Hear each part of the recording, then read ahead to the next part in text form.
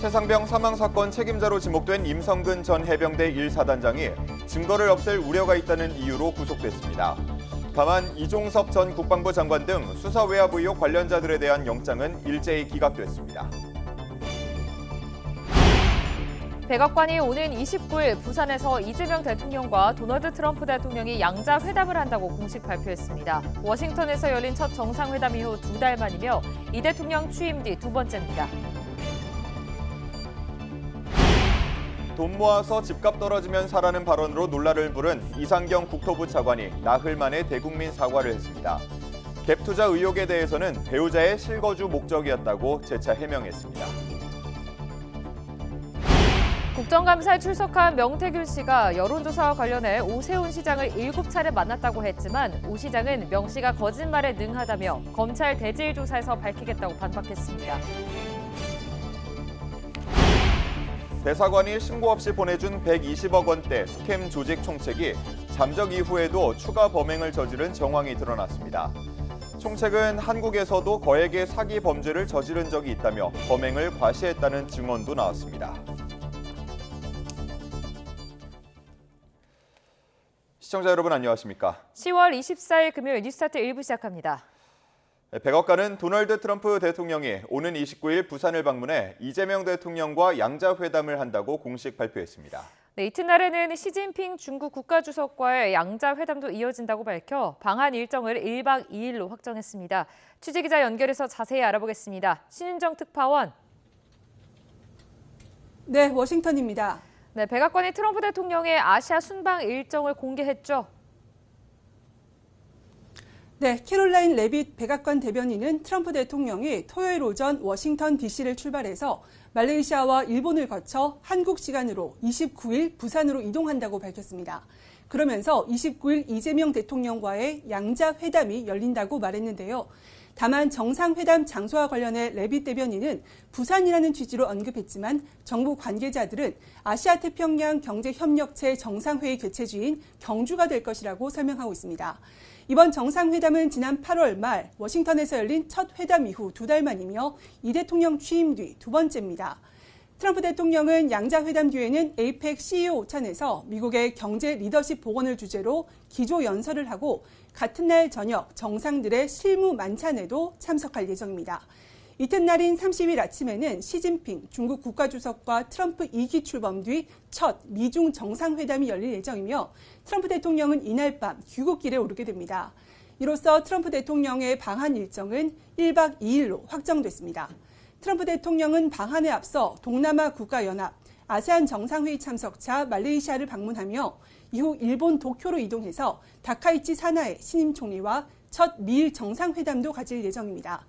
이번 일정에서 트럼프 대통령과 북한 김정은 국무위원장의 회동과 관련한 내용은 없었습니다. 또 31일부터 양일간 경주에서 열리는 에이펙 정상회의 본회의에는 트럼프 대통령은 불참할 것으로 보입니다. 네, 한미 정상회담이 열리게 되면 관세 협상 후속 협의도 이루어지는 건가요? 네, 그렇습니다. 한미 무역 협상을 매듭짓기 위한 고위 당국자 간 대면 협의가 사실상 마무리되면서 정상회담에서 최종 합의 성사 여부가 결정될 것으로 보입니다. 김용범 대통령실 정책실장과 김정관 산업통상부 장관은 어제 워싱턴 DC에서 하워드 러트닉 미 상무장관과 만나 한미 무역 합의의 잔여 쟁점을 놓고 협상을 벌였는데요. 조금 전 인천공항에 도착한 김 실장과 김 장관은 핵심 쟁점이 아직 남아있어서 입장이 팽팽하다며 끝까지 노력하겠다. 그리고 몇 가지 쟁점이 남아있어서 굉장히 중요한 순간에 와 있다. 이렇게 말했습니다. 3,500억 달러, 약 500조 원 대미 투자 펀드의 현금 비율이나 분할 납입 기간이 최종 쟁점으로 꼽히는데요. 공개석상에서 전액 선불을 주장해온 트럼프 대통령이 우리 측의 요구를 받아들이며 절충점을 찾을지가 관건인 것으로 보입니다. 만약 에이펙 이전에 최종 합의가 도출될 경우 29일 정상회담에서 합의 내용을 공식화하는 이벤트가 열리거나 합의 내용을 담은 팩트시트, 사실관계 설명 자료가 공개될 거란 관측도 나오고 있습니다. 무역 협상이 최종 타결될 경우 8월 첫 한미 정상회담 때 의견 접근을 본 한국의 국방비 증액과 동맹 현대화 방안, 원자력 협력 강화 방안 등 안보나 경제 관련 다른 합의 사항들도 발표될 가능성이 큰 것으로 전망됩니다. 네, 트럼프 2기 들어 처음 열리는 미중 정상회담에도 전 세계 이목이 집중될 텐데요. 어떤 논의가 이루어질까요? 네, 트럼프 대통령은 어제 시진핑 중국 국가주석과 정상회담에 대해서 상당히 긴 회담이 될 거라며 단순한 약식 대화가 아닌 실질적인 협상이 이루어질 거라고 예고했습니다. 핵심은 중국의 최근 희토류 수출 통제 강화와 미국의 추가 관세 등 무역 문제가 될 전망입니다. 중국이 지난 9일 희토류 수출 통제에 나서자 다음날 트럼프는 대중국 100% 추가 관세 부과와 핵심 소프트웨어 수출 통제 카드로 맞서고 있는 상황인데요. 미중은 경주 에이펙 정상회의를 앞두고 24일부터 말레이시아에서 제5차 고위급 무역회담을 열고 무역 분야 의제를 사전 조율합니다. 이 남은 기간 의제 조율이 어떤 수준으로 이루어지느냐에 따라 두 정상 간 회동 형태와 합의 수준이 정해질 것으로 예상됩니다. 다음 달 10일 미중 제2차 관세 휴전 만료를 앞두고 정상회담이 열리는 만큼 미중 무역 전쟁의 결과를 가릴 분수령이 될 전망입니다. 트럼프는 이 밖에도 미국산 대두 수출 재개와 핵무기 및 군비 경쟁 문제도 테이블에 올릴 거라며 합의에 이를 거란 낙관적인 입장을 내놨습니다. 트럼프와 시진핑의 6년 만의 대좌가 무역과 농업, 안보 등 광범위한 분야에서 양국이 팽팽하게 맞선 상황에서 이뤄지는 만큼 돌파구가 마련될지 전 세계 이목이 경주로 쏠릴 전망입니다. 지금까지 워싱턴에서 YTN 신윤정입니다. 이재명 대통령은 다음 주 경주 에이펙 정상회의를 계기로 한미 관세 협상이 타결될 가능성에 대해서 시간과 노력이 필요한 것 같다고 말했습니다. 그러면서 결국 합리적인 결과에 이를 거라고 강조했는데 시간에 쫓겨 국익을 훼손하는 결정을 하진 않겠다는 의미로 해석됩니다. 강준원 기자입니다. 전 세계의 시선이 쏠린 경주 에이펙 정상회의를 앞두고 이재명 대통령이 미국 CNN 방송과 인터뷰를 했습니다. 한미 간 최대 현안인 관세 협상 타결 가능성에 관한 질문에 이 대통령은 이렇게 답했습니다. 조정, 교정하는데 상당히 많은 시간과 노력이 필요한 것 같습니다. 미국 측이 3,500억 달러 전액을 달러 현금으로 투자하란 요구에선 한 발 물러섰지만 남은 쟁점이 여전히 만만치 않다는 뜻으로 풀이됩니다. 실제로 한미 양국은 미국의 관세율 인하 대가로 우리가 약속한 대미 투자 중 현금 비율과 수익 배분 방식 등을 놓고 줄다리기를 이어가는 것으로 알려졌습니다. 이 대통령은 돈을 내지 않으면 관세를 급격히 올리겠다는 트럼프 대통령을 두고 마피아식 갈취 같다는 지적이 미국 내에서도 나온다는 질문엔 이성과 상식이란 단어를 꺼내들었습니다. 결국은 이성적으로 납득할 수 있는 합리적 결론에 이르게 될 것이다 라고 믿습니다. 우리는 동맹이고 상식과 이성을 가진 존재들이니까요. 다소 시간이 걸리더라도 국민이 이해할 수 있는 그리고 국익을 해치지 않는 결론을 끌어내겠다는 방침을 거듭 확인한 것으로 분석됩니다. 이 대통령은 남북관계 개선의 과도기적 단계로 북미 대화 분위기를 조성하겠다는 계획도 재차 밝혔습니다. 가능성은 작지만 경주 에이펙을 계기로 방한하는 트럼프 대통령과 김정은 북한 국무위원장이 만난다면 적극 돕겠다는 의사를 내비쳤습니다. 이번 에이펙 계기에 혹여라도 가능성이 크지 않지만 북미가 전격적으로 만날 수 있다면 전적으로 환영하고 적극적으로 지원할 생각입니다. 이 대통령은 한중 관계에 대해선 중요한 미국과의 동맹 관계로 인해 다소 까다롭지만 그렇다고 중국을 배제할 수는 없다고 설명했습니다.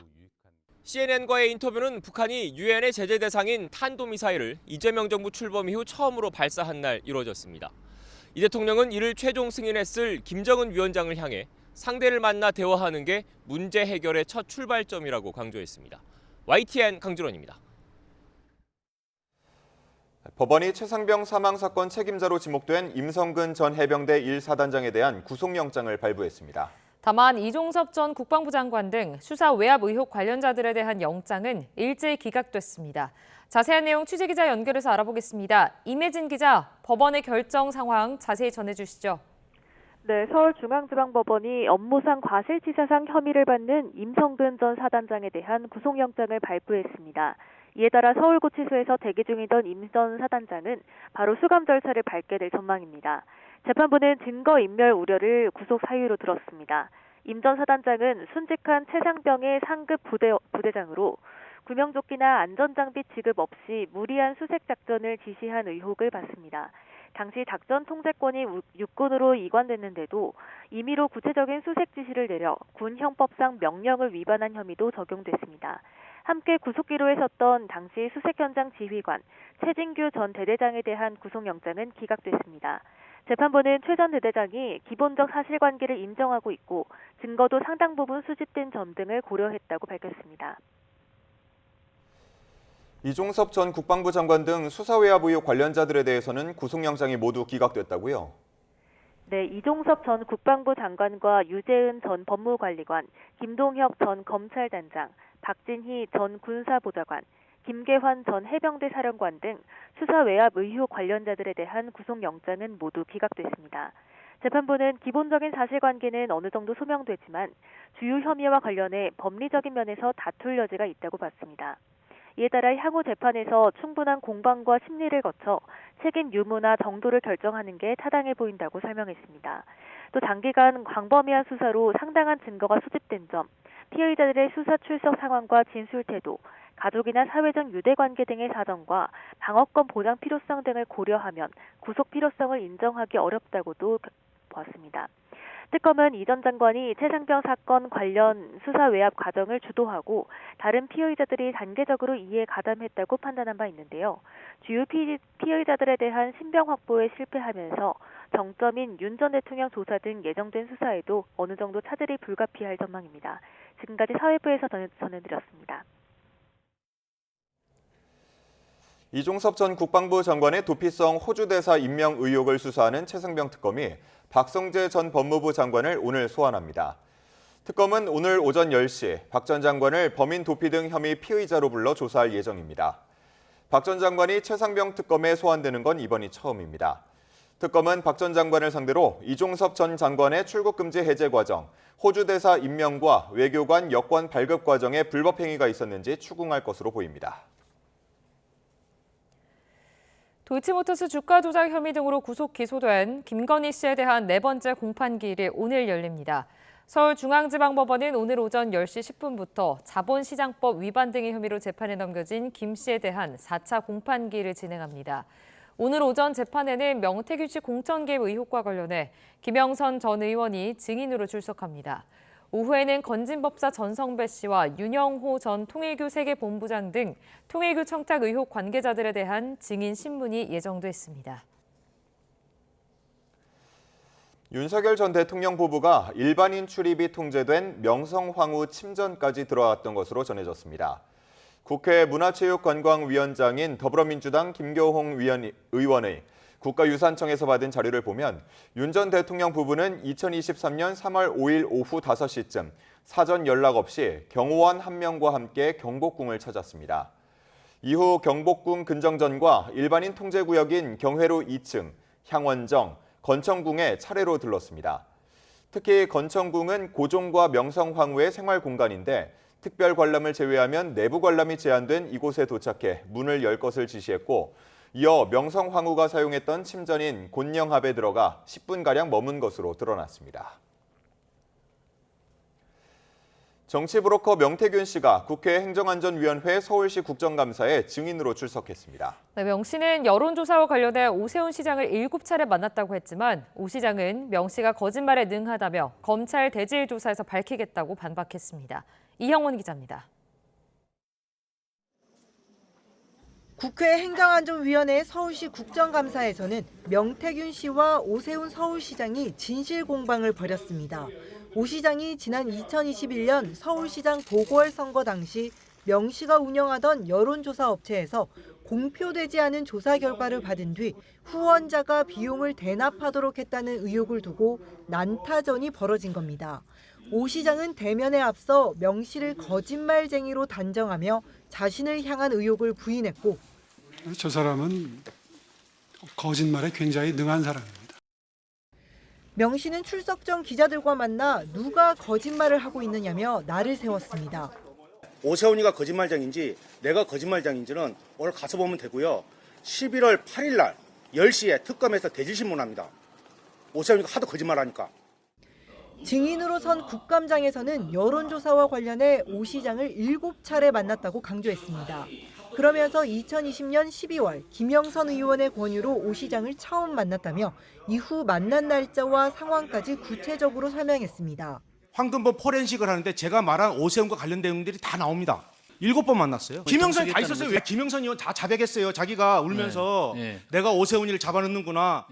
앞서 2차례 만난 뒤 관계를 끊었다던 오 시장은 사실을 밝히기 위해 자신이 명 씨와의 대지를 요청한 거라고 반박했습니다. 제가 검찰에 강력하게 요청했던 것은 명태균과의 대질신문이었습니다.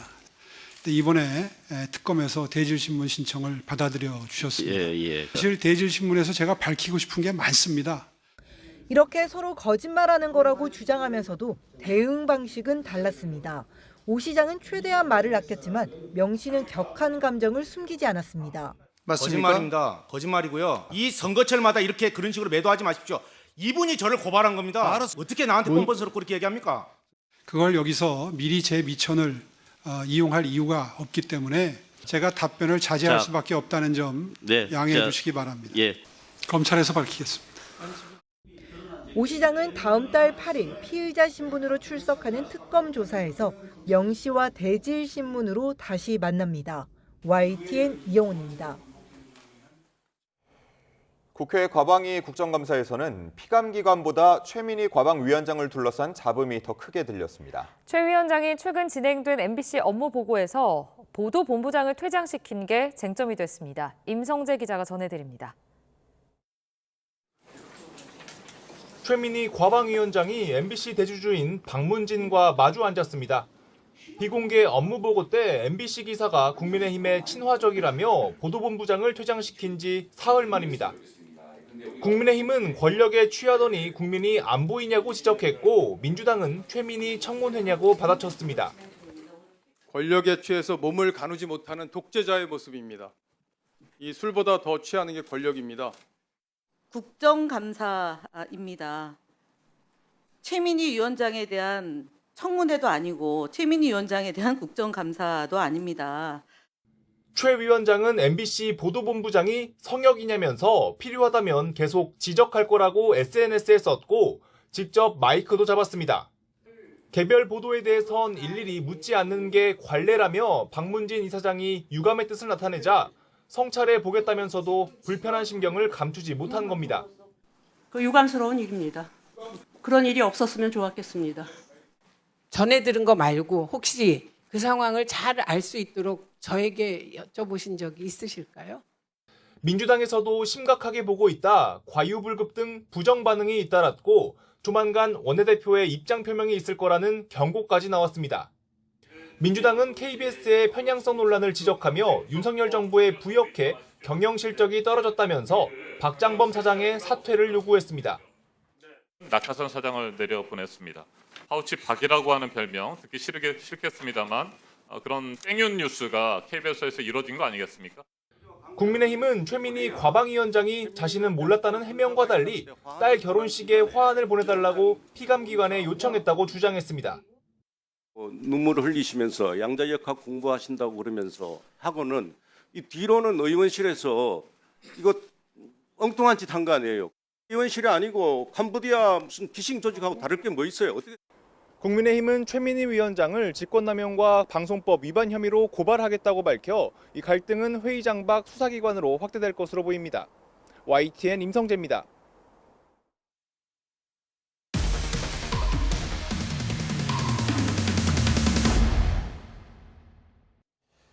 주 캄보디아 대사관이 120억 원대 스캠 조직 총책을 모양새가 좋지 않다는 이유로 현지 경찰에 신고하지 않고 보내준 사실 YTN이 전해드렸습니다. 네, 이 총책은 자수하지 않고 잠적했는데요. 이후 범죄단지에서 추가 범행을 저질렀다는 증언이 나왔습니다. 이현정 기자가 단독 보도합니다. 120억 원대 스캠 범죄 총책 강모 씨는 캄보디아 보레이 지역을 중심으로 활동하며 한국인을 상대로 로맨스 스캠과 투자 리딩방 사기를 벌인 혐의를 받고 있습니다. 강 씨가 지난해 11월 주 캄보디아 대사관에 제발로 찾아갔지만 현지 경찰에 신고하는 건 모양새가 좋지 않다는 등의 이유로 풀려난 사실이 YTN 보도를 통해 드러났습니다. 당시 강 씨는 한국에 있는 경찰과 통화하면서 자신은 선교 활동을 위해 캄보디아에 왔고 지인에게 명의를 빌려줬다가 범행에 이용당한 거라고 주장했습니다. 그런데 이런 핑계를 대며 대사관을 빠져나온 강 씨가 이후에도 범행을 저지르는 걸 봤다는 증언이 나왔습니다. 지난해 12월 카지노에서 일하게 해주겠다는 취업 사기에 속아 캄보디아 포이펫에 있는 범죄 단지에 끌려갔다 풀려난 A씨는 당시 이곳에서 강 씨를 봤다고 말합니다. 범죄 단지에는 약 300명 정도가 있었는데 이 중 20여 명의 한국인을 담당하는 팀장이 강 씨였다는 겁니다. 어디 뉴스에 처음 잡혔을 때 찍었던 사진 있죠? 그거랑 똑같았어요. 머리 짧아가지고 나시에 반바지 입고. YTN은 컴퓨터 앞에 남성들이 앉아있는 당시 범죄 단지 내부 사진을 확보했는데 A씨는 이곳에서 강 씨가 한국에서도 거액의 사기 범죄를 저지른 적이 있다며 과시했다고 말합니다. 옛날에 한국에서 조단위 다단계 사기인가 하여튼 그 프로그램을 지가 개발해가지고 그것 때문에 한국 못 들어갔나 봐. 강 씨는 로맨스 스캠 대본을 짜는 관리자 역할을 했는데 단지 내 한국인들은 이를 활용해 두세 달 안에 100억 원을 뜯어내야 했다고 A씨는 설명합니다. 포이벳 그 단지에서 한국 팀한테 이제 중국 사장이 2달 동안, 3달 동안 목표 금액이 100억이라 그랬나 그랬. 강 씨는 대사관 방문 뒤 석 달 정도 지난 2월에야 현지 경찰에 체포됐는데 그 사이 한국인 피해는 계속 커졌을 것으로 보입니다. YTN 이현정입니다. 캄보디아에서 120억 원대 로맨스 스캠 사기를 주도한 혐의를 받는 강모 씨. 리딩방 투자 사기 등 다양한 범죄를 저질렀는데요. 캄보디아에서 강 씨를 만났던 취업 사기 피해자는 강 씨가 자신의 범행에 자부심을 느끼는 것 같았다고 말했습니다. 강 씨에게 사기를 당한 피해자들은 외교부가 적극적으로 대응하지 않았다며 답답함을 호소했습니다. 김희영 기자의 단독 보도입니다. YTN이 확보한 120억대 로맨스 스캠 주범 강모 씨의 공범들 공소장을 보면 이들은 최소 지난해 중순부터 한국인을 대상으로 각종 온라인 사기를 저지른 것으로 확인됩니다. 이성교제를 가장해 돈을 뜯어내는 로맨스 스캠은 물론 이른바 리딩방으로 불리는 투자 사기까지 피해자는 100명에 달합니다. 범행 당시 강 씨와 피해자 사이 통화를 들어보면 강 씨는 자신을 투자 전문가로 소개하면서 투자금이 모자라면 빌려줄 테니 추가로 돈을 넣으라고 유도합니다. 조금 저희 회사가 좀 도와드릴까요? 예를 들어가는 게 있는데 원래는 20%인데 저희가 이번 고객님들 한해서 10% 정도만 고객님이 자금을 준비하시면. 경찰은 강 씨의 아내인 안모 씨도 공범으로 보고 쫓고 있는데 안 씨는 주로 로맨스 스캠 범죄에 가담했다는 증언이 나왔습니다. 여자라고 사기치고 하니까 여자랑 통화를 하거나 영상통화할 때 그 여자가 해주더라고요. 취업 사기를 당해 캄보디아에 갔다 범죄 단지에서 강 씨를 만났다는 A 씨는 당시 강 씨가 자신의 범행에 자부심을 느끼는 것 같았다고 말합니다. 좀 자긍심을 느껴하는 것 같아요. 스노우페이싱가 거기 있었는데 자기가 실적이 잘 나오고 막 그래가지고 이쪽에 스카웃 받아서 온 거라고 막 그랬었거든요. 이렇게 캄보디아에서 한국인을 상대로 범행을 이어가던 강 씨는 지난 2월 현지에서 체포됐다가 알 수 없는 이유로 몇 달 만에 풀려났습니다. 이 소식을 들은 사기 피해자들은 외교부에 직접 전화해 항의했습니다. YTN이 당시 녹취를 확보했는데 외교부는 이와 관련해 현지 공관에서 캄보디아 측에 이야기하려고 한다면서도 결국 결정은 캄보디아 당국에서 하는 거라고 말합니다. 범죄인 인도 청구도 했지만 이 역시 캄보디아의 결정에 달렸다는 취지로 설명합니다. 외교부에도 그 채널을 만들어줘야 되는 거 아닙니까? 지금 공무원에서 하고 있습니다. 그거거든요. 요청은 하지만은 이게 들어주고 안 들어주고 문제가. 이에 대해 피해자들은 정부가 기다려달라는 말만 반복하며 적극적으로 조치하지 않아 허탈하고 강 씨를 다시 못 잡을까 봐 불안했다고 말합니다. 이후 강 씨는 지난 7월 말 다시 체포됐지만 아직 국내로 송환되지 않았습니다. YTN 김희영입니다.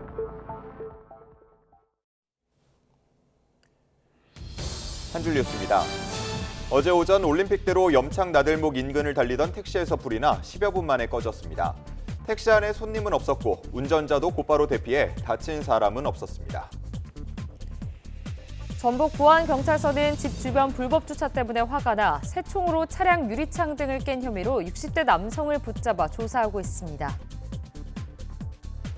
학교폭력 소송 재판에 출석하지 않아 피해자 유족을 패소하게 한 권경의 변호사가 의뢰인에게 6,500만 원을 연대 배상해야 한다는 항소심 판단이 나왔습니다. 윤석열 전 대통령의 서울구치소 특혜 의혹을 수사 중인 경찰이 강의구 전 대통령실 부속실장을 최근 소환 조사한 것으로 파악됐습니다. 박은정 조국혁신당 의원이 과거 수원지검 성남지청장으로 있으면서 성남FC 사건 수사를 무마했다는 의혹으로 고발됐지만 무혐의 처분을 받았습니다. 10대들을 유인해 성착취물을 제작한 혐의로 기소된 20대가 징역 10년의 실형을 선고받았습니다.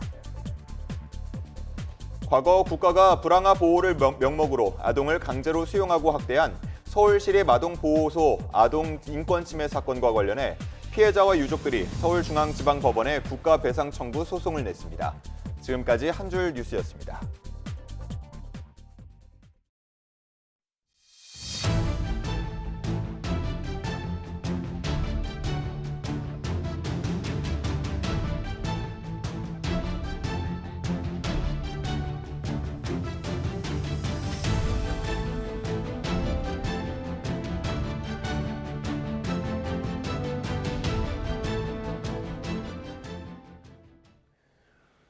돈 모아서 집값 떨어지면 사라는 발언으로 논란을 부른 이상경 국토부 차관이 나흘 만에 대국민 사과에 나섰습니다.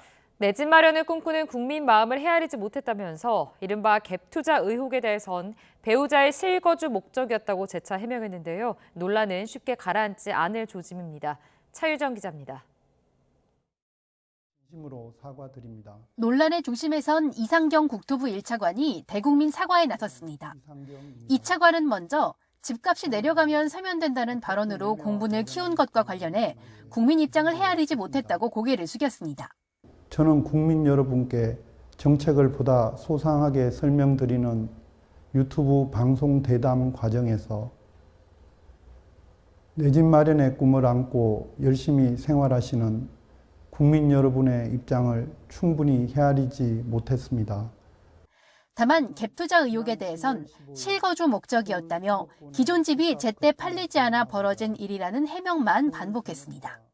저의 배우자가 실거주를 위해 아파트를 구입했으나 국민 여러분의 눈높이에는 한참 못 미쳤다는 점을 겸허히 받아들이고 재차 사과의 말씀 올리겠습니다. 논란이 더욱 커진 건 이재명 대통령의 부동산 책사로 불리며 부동산 정책을 총괄하는 이 차관이 배우자 명의로 전세를 끼고 성남시 분당에 30억 원대 아파트를 구매한 사실이 알려지면서였습니다. 잔금일 직전 전세 계약을 맺어 전형적인 갭투자 아니냐는 논란을 받고 있으며 해당 아파트는 현재 실거래가 기준 40억 원에 달하는 상황. 경기 성남은 이번 대책으로 토지거래 허가구역으로 지정돼 이런 방식의 투자가 불가능해지면서 내로남불이란 비판이 쏟아졌습니다. 한편 이 차관은 부동산 정책 담당자로서 최선을 다하겠다고 밝혀 일각에서 불거진 사퇴설에 대해선 일축했습니다. 이번 사과는 2분가량 국토부 유튜브 생중계로 진행됐고 질문 답변 과정은 전혀 없었습니다.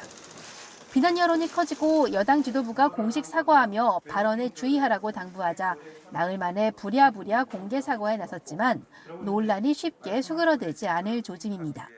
YTN 차유정입니다. 부동산을 둘러싼 민심 악화를 부른 건 이상경 차관에 그치지 않습니다. 이찬진 금융감독원장은 강남의 아파트 2채를 보유해 지적을 받자 정리하겠다고 말했는데요. 알고 보니 자녀에게 물려주겠다는 뜻이었습니다. 네, 이외에도 부동산 정책 향방을 가르는 고위 공직자들의 고가 아파트 소유 과정을 보면 내로남불이란 지적이 나오고 있습니다. 오동건 기자가 취재했습니다. 서울 강남에 아파트 2채를 보유한 이찬진 금융감독원장. 집값 상승을 잡겠다면서 본인은 고가 아파트 2채를 보유하고 있어 위선적이라는 지적이 나오자 둘 다 실거주 중이며 한두 달 안에 정리할 것이라고 밝혔습니다. 눈높이에 맞지 않는 부분에 대해서는 한두 달 안으로 정리할 상황입니다. 정확하게는 제 자녀한테 양도할. 이 같은 해명에 주진우 국민의힘 의원은 자녀 증여를 정리라고 말장난한 것이라고 비판했습니다. 이외에도 부동산 대책을 주도하고 있는 정부 고위 인사들의 고가 아파트 보유 경위가 논란이 되고 있습니다. 김용범 대통령실 정책실장의 서울 서초구 아파트는 지난 2000년 해외 근무 직전 지금은 금지된 재건축 입주권을 사들인 것입니다. 구윤철 부총리는 지난 2018년까지 최대 4주택을 보유하고 있었고 문재인 정부 때 3채를 매각했습니다. 2013년 경매로 9억 원에 낙찰받은 개포동 아파트 한 채를 남겼는데 이게 재건축돼 지금 40억대로 뛰었습니다. 이혁원 금융위원장도 2013년 해외 부임 직전 구 부총리와 같은 단지 아파트를 전세를 끼고 샀습니다. 참여연대는 규제 책임자들이 투자성 거래로 시세 차익을 얻었다는 점에서 정책의 설득력을 스스로 약화시켰다고 지적했습니다. 서민 주거 안정을 내세운 부동산 정책을 주도한 인사들의 고가 아파트가 잇따라 논란에 휩싸이며 정책 설득력에 의문이 제기되고 있습니다. YTN 오동건입니다. 오늘의 주요 경제 일정입니다. 코스피가 장중 3,900선을 뚫으며 대망의 4,000선 고지를 눈앞에 두고 있습니다. 지난 2일 사상 처음 3,500선에 올라선 뒤 불과 3주 사이 5차례에 걸쳐 100포인트씩 뛰었는데요. 오늘 코스피 4,000 시대를 맞이할 수 있을지 함께 지켜보시죠. 고 이건희 삼성선대 회장의 5주기 추도식이 오늘 오전 경기도 수원에 있는 가족 선영에서 열립니다. 추도식에는 홍라이 삼성미술관 리움 명예회장과 이재용 삼성전자 회장 등 유족과 삼성 사단장이 참석하는데요. 이 회장과 삼성 사장단은 참배 뒤 용인 삼성인력개발원에서 오찬 회동을 할 예정입니다. 오늘 국회에서 산업통상부를 대상으로 한 종합국정감사가 열립니다. 앞서 열린 국감에서는 동해 심해 가스전 사업을 두고 여야 공방이 벌어졌는데요. 오늘 새벽 귀국한 김정관 산업부 장관이 참석할 예정으로 관세 협상에 관한 추가 설명이 나올지 주목됩니다. 반도체 대전이 서울 강남구 코엑스에서 오늘까지 열립니다. 삼성전자와 SK하이닉스가 6세대 고대역 폭메모리인 HBM4 실물을 전시하는 등 국내 대표적 반도체 기업의 기술력을 직접 확인할 수 있습니다. 오는 31일 헬로윈데이를 앞두고 아이들용 분장용품 해외 직구하는 분들 많으실 텐데요.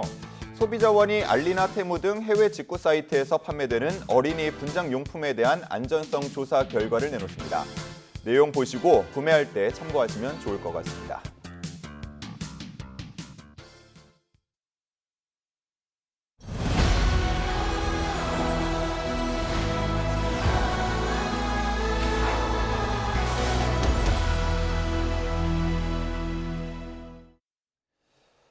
역대 에이펙 정상회의에서는 자유무역 체제의 중요성을 강조하고 지지하는 공동성명이 발표돼 왔는데요. 트럼프 미 행정부의 관세 전쟁 국면에서 열리는 이번 경주 에이펙 정상회의에서는 경제협의체인 에이펙의 취지가 퇴색할 수 있다는 우려도 나오고 있습니다. 홍선기 기자가 보도합니다. 페루에서 열린 지난해 에이펙 정상회의에서는 다자무역의 중요성을 강조하는 골든게이트 선언이 채택됐습니다. 이 선언에는 WTO, 즉 세계무역기구를 중심으로 규칙에 기반을 둔 다자간 무역체제의 중요성을 재확인한다는 내용이 담겼습니다. Asia-Pacífico que sea próspera, pacífica y resiliente, empoderando a nuestras poblaciones para que reciban los beneficios de la economía global. 이처럼 에이펙 정상회의는 폐막에 맞춰 자유무역의 중요성을 강조하는 공동선언을 발표해 왔습니다. 최근 4년 동안에는 모두 WTO가 핵심을 이루는 규칙에 기반한 다자무역 체제라는 표현이 선언에 담겼습니다. 그런데 올해 경주 에이펙 정상회의에서도 예년 수준의 선언이 나올 수 있을지 우려가 제기됩니다. 트럼프 미 대통령이 자국 중심의 관세 정책으로 세계 경제 판도를 뒤흔들고 있기 때문입니다. We're doing very well. I think we're going to do well in that negotiation. We've done well, as you know, with Japan, with South Korea, with Europe. And it was all based without the tariffs. You could have never made the deal. 실제 지난 5월 제주에서 개최됐던 에이펙 통상장관회의에서는 공동성명에 보호주의를 반대한다는 내용을 담는 것을 두고 미국 측이 반대한 것으로 전해졌습니다. 거슬러 보면 최근 에이펙 정상회의 공동선언에서 자유무역과 다자주의를 강조한 것도 트럼프 1기 행정부 이후입니다. 1기 집권 당시 에이펙 정상회의에 불참하기도 했던 트럼프 대통령은 이번에도 방한을 하지만 정상회의에는 참석하지 않고 출국할 것으로 보입니다. 이 때문에 이번에 나올 경주선언에서 자유무역 체제를 지키고자 하는 에이펙의 기본 정신을 제대로 담아낼 수 있을지에 대한 우려가 커지고 있습니다. YTN 홍성기입니다. 에이펙 정상회의가 코앞으로 다가온 가운데 우리나라의 경제성장 과정과 실력을 선보일 경제 전시장이 공개됐습니다. 우리 기업들의 기술과 제품을 세계에 알려 에이펙 기간 수출 전초 기지 역할을 할 것으로 기대됩니다. 이윤재 기자가 다녀왔습니다. 경주 에이펙 정상회의장 주변에 만들어진 K 비즈니스 스퀘어 경제 전시장입니다. 불국사 석가탑을 본떠 만든 시간의 탑을 지나 전시장에 들어서면 조각조각 움직이는 화면이 방문객을 반깁니다. 이어 펼쳐진 공간에는 국내 최신 기술이 담긴 반도체를 시작으로 인공지능이 적용된 수소, 조선 기술 등이 차례로 소개됩니다. 대한민국이 자랑하는 첨단 기술을 두루 살펴본 외국 방문객은 감탄을 쏟아냅니다. I've never seen that before, such kind of thing. The technology development in Korea really impressed me. And I think we should closely follow the Korean development in the technology and AI. 에이펙 기간 경주를 찾는 외국인에게 우리나라의 산업 기술을 알릴 경제 전시장이 공개됐습니다. 2차 전지, 반도체 같은 산업 기술은 물론이고 웹툰, 드라마 같은 문화 산업까지 고루 선보였습니다. 많은 에이펙을 계기로 해서 기업인들이 찾을 걸로 생각합니다. 이 경제전시장 중심으로 국내 기업들 또 지역 기업들 간의 네트워킹을 통해서 우리 지역 산업을 소개하고 우리 상품 수출 또 투자 유치를 할 수 있는 다음 달 23일까지 운영하는 경제전시장에는 세계 기업인과 정상 등 2만여 명이 찾을 거로 기대됩니다. 우리나라 산업 발전의 역사와 첨단 기술을 한 번에 보여줄 경제전시장이 우리 제품과 기술을 세계에 수출하는 전초기지 역할을 할지 주목됩니다. YTN 이윤재입니다.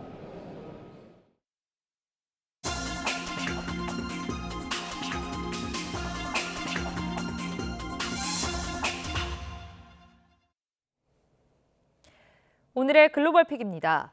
남미 좌파 대부로 불리는 룰라 브라질 대통령이 내년 대통령 선거에 또 나선다며 4선 도전을 선언했습니다.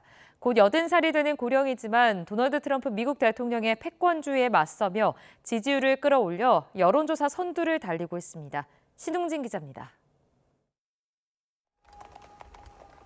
루이스 이나시우 룰라 다시우바 브라질 대통령이 인도네시아 대통령과의 정상회담 자리에서 대선 출마를 공식화했습니다.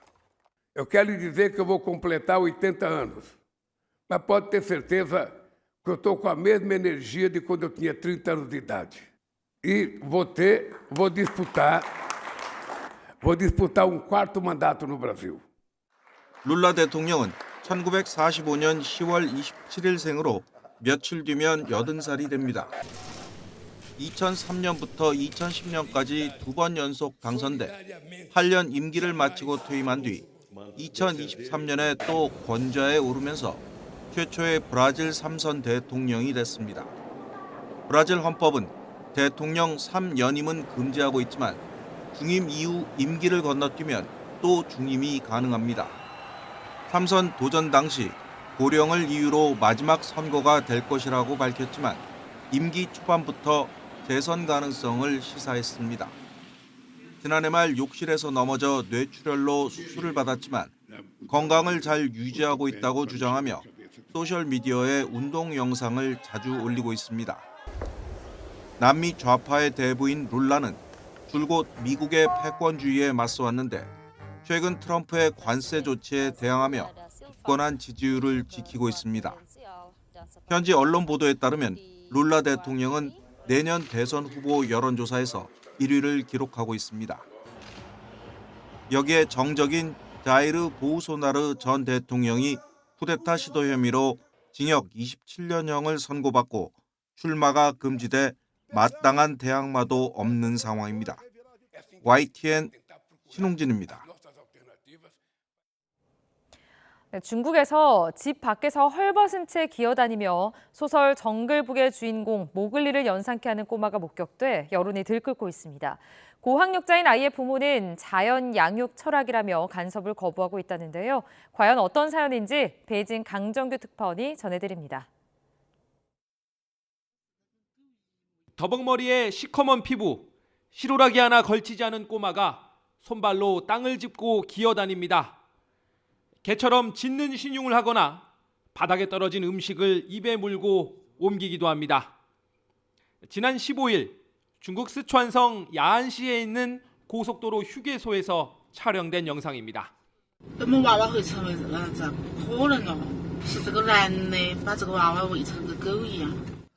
아동 학대 또는 인신 매매를 의심한 목격자들의 신고가 잇따랐습니다.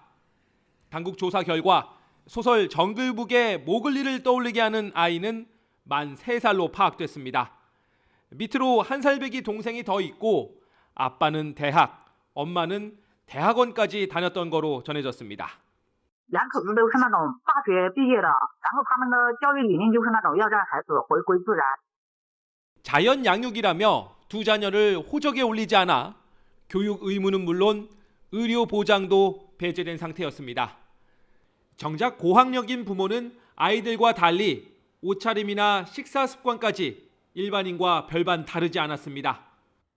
떠돌이 생활을 한다지만 캠핑카를 몰고 다니는 건 자연과 거리가 있어 보입니다.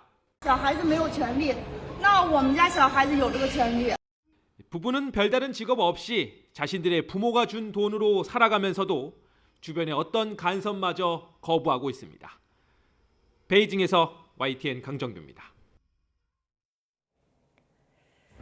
범죄 공모 혐의가 유죄로 인정돼 수감된 니콜라 세르코지 전 프랑스 대통령 경호를 위해 경찰관이 교도소에 특별 배치돼 교도관들의 분노를 사고 있습니다.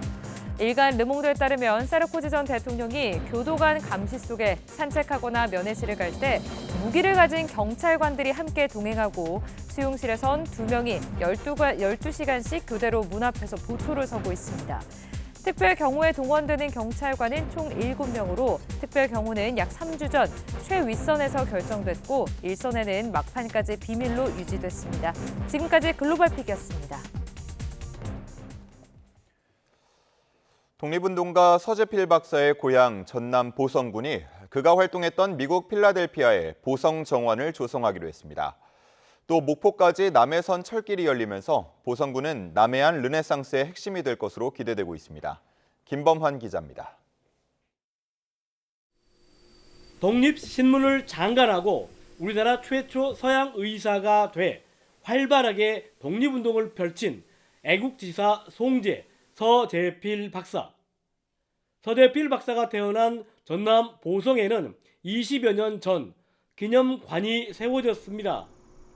녹자 수도 전남 보성은 다양한 주제에 민간 정원이 많기로도 이름나 있습니다. 보성군이 서재필 박사가 살았던 미국 필라델피아에 보성 정원 조성을 추진합니다.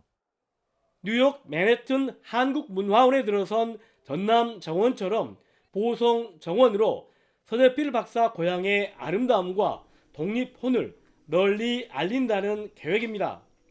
이재명 대통령의 한미 정상회담 일정 중 필라델피아 서재필 기념관을 방문하셨습니다. 그 후 더욱더 우리 군과 미디어 시간 보성 정원을 만드는 일이 구체화되고 있습니다. 추후 이 사업을 전라남도와 보성군이 함께 협의하여 추진하고 싶습니다. KTX 운행까지 가능한 목포에서 보성 사이 남해선 철도. 나머지 경전선까지 다 해서 부산까지 연결되게 되면은 우리 보성군이 남해안 경제 관광의 중심 거점 지역으로 역할을 할 수 있다. 저는 이렇게 생각을 합니다. 성웅 이순신 장군이 신에게는 아직 12척의 배가 남아있다는 금신 전선 상유 12 장계를 올린 것으로 알려진 보성 열선루. 중창된 열선루 일대에서는 이순신 역사문화 축제와 국가유산 야행 등 가을을 더욱 풍성하게 하는 한마당 축제가 오늘부터 사흘 동안 펼쳐집니다. YTN 김범환입니다.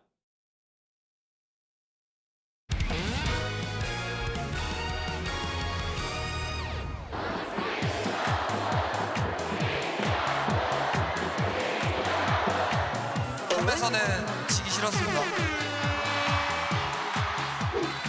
우중간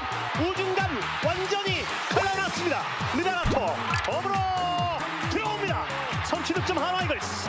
7번째 공 잡아챘고 오른쪽 우익수 키를 넘어서 탑장을 넘었습니다. 문현빈의 석점 홈런. 오른쪽 탑장 넘어갑니다. 김명국의 석점 홈런.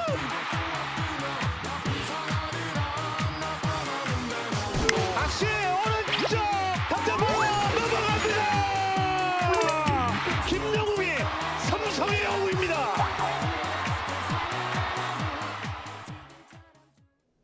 오늘 아침은 충청 이남을 중심으로 짙은 안개가 끼어 있습니다. 현재 지도에 붉게 표시된 경북 내륙은 200m 앞도 내다보기가 힘든데요. 출근길에 각별히 주의하셔야겠습니다.